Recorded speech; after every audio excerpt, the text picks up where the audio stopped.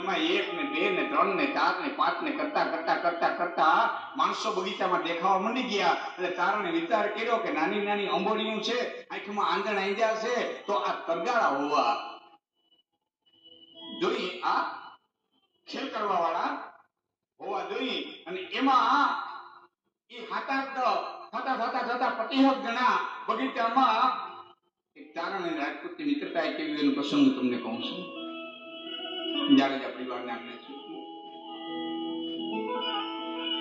એમાં એક બગી આવી અને બગી આવી એમાં એક આદમી હેઠો ઉતર્યો, ચાંદીની મુઠ્ઠીવાળી લાકડી, એક હાથમાં ધોતિયાનો છેડો, માથે અંબોડી બાંધેલી, આંખમાં આંધણ આંધેલું. અને એ ચારણે એટલો વિચાર કર્યો કે હોય ન હોય આ તરગાળાનો નાયક હોવો જોઈએ. હા, નાયક હોવો જોઈએ. એ નાયક માની અને જંતરમાંથી હાથ મૂક્યો અને જંતરમાંથી હાથ મૂક્યો ને 36 પ્રકારના રાગ રાગને ધીમા ધીમા ધીમા ધીમા ધીમા જંતરમાં વાગવા માંડ્યા. અને ગમે એમ તો ભાઈ ભોવાયા એ છતાં સંગીત પ્રેમી 1 ને 2 ને 4 ને 6 ને કરતા કરતા કરતા કરતા આખે આખું ટોળું આવી અને બેસી ગયું અને 1 કલાક જંતરની ઠોર વગાડી. પણ નિજાનંદ જંતર વગાડ્યા તો હેમાડો હલકું લઈએ, પછી મોયા પાછળ માર્યા તો માસલીઓ ટોળે વળે, એ બધા ટોળું વળી ગયા. અને જંતર બંધ કર્યું એટલે નાયકે પૂછ્યું, જવાન કેવા છો? કે તારણ છું. શું નામ છે? ધારણસિંહ નામ છે. ક્યાં રહેવું? કે રહેવું તો બાપા પોરબંદર, પણ હવે બૈડો છોડીને નીકળી ગયો છું. ક્યાં જવું છે? કે ભાઈ લઈ જાય ન્યા. નસીબ લઈ જાય ન્યા. કે આજની રાત કઈ રોકાવું? કે રોકાવા તો બાપા 1 ની 2 રાત તો રોકાવ. કે ખાસ કારણ? કે ખાસ કારણ તો નહીં, પણ અમારો આજે અહીંયા એક વેહ છે, અમારે રમવાનું છે, અને આવું આદિંત્ર ભેળું વાગે ને તો અમને મોજ થોડીક વધારે મળે. હરિયાણા દરબાર ની એક મહેમાન આવ્યા છે. કે કોણ મહેમાન આવ્યું છે? કે ઈડર થી રાવ કલ્યાણમલ મહેમાન થયા છે ને એના હાથમાં અમને તેડાવ્યા છે ને અમને રમત દીધી છે. પણ તું તો જંતર વગાડીને તો અમારી રમતમાં 4 ચાંદ લાગી જાય. કે ભલે બાપા, મારે તો તમે અહીંયા રાત રોકાવું છે ને, લ્યો હું તમારે અહીંયા આજની રાત જંતર વગાડે. કે તો એક કામ કર, મારા ઘરે બગીમાં બેસી જા, આની બાવળનું જાલી અને આમ બગીમાં બેહાડ્યા. અમારા કવિ કાક આકાશવાણી પર બોલ્યા છે કે આમ બાવળનું જાલી બગીમાં જારણસિંહ કાકાને બેહાડ્યો તો એવું લાગતું હતું કે ચારણને નહીં પણ ભોવાયાએ હાડા હાથી પનોતી બેહાડી હોય ઉપાડી અને બગી રવાના થઈ. એ ખેલ શરૂ થયો.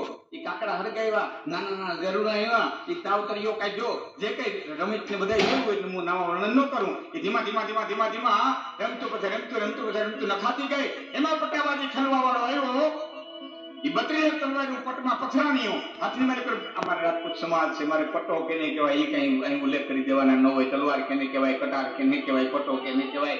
પણ એ પટરા બે લઈ અને આવ્યો અને રમવા માંડ્યો. પણ કપાણો કપાહે એવી રમત રમ્યો. ઈડર મહારાજા રાવ કલ્યાણમલને મોજ આવી. માથેથી પાઘડી ઉતારી, સાફો ઉતારી અને આમાં ઘા કર્યો.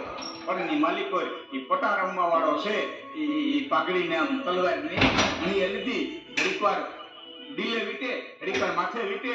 સોનાના તાર વાળી 11 વારની પાઘડી પગમાં હંટવાય નહીં. ઘડી પગમાં આવે, ઘડી કાંટી આવે, ઘડી કામ આવે. રમત કરી નીકળી ગયો. નાયક એમ કીધું, બાપા હવે ઘડીક વાર હવે શાંતિ જાળવજો.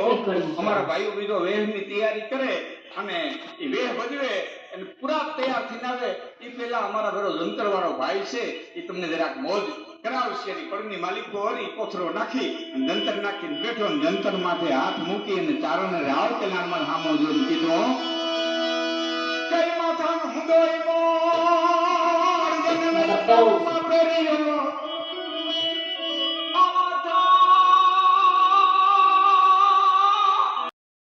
અડધી રાતના સમયે મારી પ્રતિજ્ઞાનો ભંગ કરાયો છે તો હું ગંગાપુત્ર ભીષ્મ પ્રતિજ્ઞા લઉં છું કે સવારે તમને હાથમાં હથિયાર ધારણ કરાવીને તમારી પ્રતિજ્ઞાનો ભંગ ન કરાવું તો ભીષ્મ નહીં.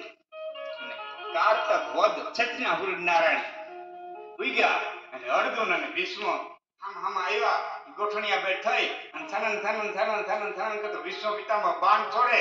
એ બાણને તે અગ્નાસ્ત્ર કહેવામાં આવતું હતું. અગ્નિની જ્વાળાઓ જાય અને અર્જુન ગોઠણિયા પર તે કાનુથી પણત ખેંચી અને બાણ છોડે. એને મેઘાસ્ત્ર કહેવામાં આવતું તો ઘટાટો વાદળા છવાઈ જાય, પરવાળા જેવી ધારો થાય, અગ્નિને બુજાવી દે. વરસાદને બંધ રાખવા ભીષ્મ બાણ છોડે અને પવનાસ્ત્ર કહેવામાં આવતું તો પવન ઉત્પન્ન થાય, વાદળા વીખી નાખે.